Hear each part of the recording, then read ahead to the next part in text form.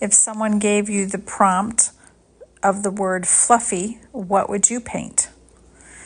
I'm participating in Amanda Everson's 28 February Flowers Challenge, and the word was fluffy. And I figured probably most other people would paint big fluffy flowers. And since I had already painted some flower paintings the day before, both days, I thought I would do a different take. So I tried to think of different things that were fluffy.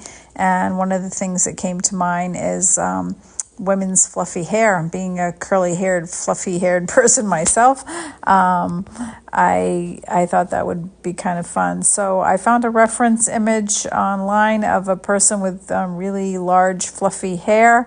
The goal was not to create an exact replica. I just was trying to capture a somewhat interesting face and mostly, wanted to focus in on that big, fluffy hair aspect.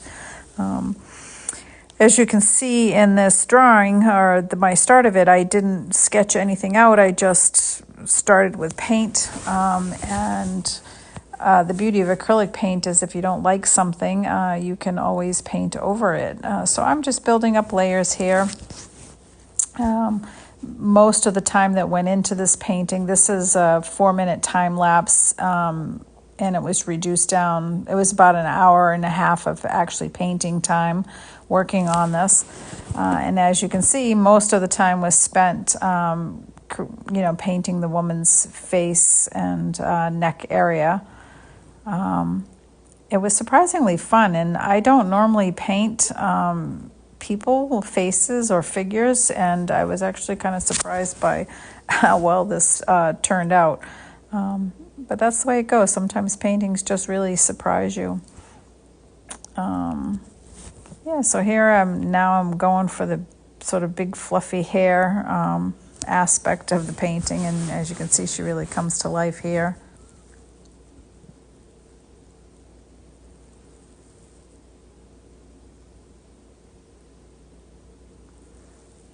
Just touching it up, now adding some things that will create some depth and interest in her hair. And then going over it with some different marks and strokes to make it interesting when you're looking at it up close.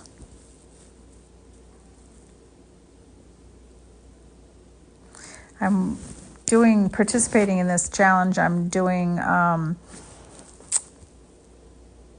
using 5x7 postcards. I had a whole stack of them left, and I thought that would be a great way to participate in the challenge rather than doing them all in a sketchbook, to do them on these 5x7 postcards.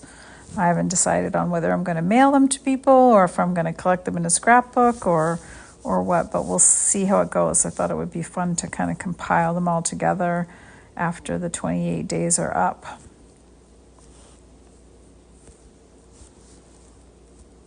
It took quite a bit of time to paint this red flower and get it just so. Kind of a fluffy flower itself. And here I'm laying a paper towel down just to protect the face while I put those red splatters in. If you enjoyed this time lapse, I invite you to follow me on Facebook, Instagram, and YouTube at Natalie Eve Marquis Art. Or please go over to my website at nataliemarquis.com and sign up for my newsletter, where you can learn more about my art as well as the classes I teach. And that's it for today. Thank you so much for following along.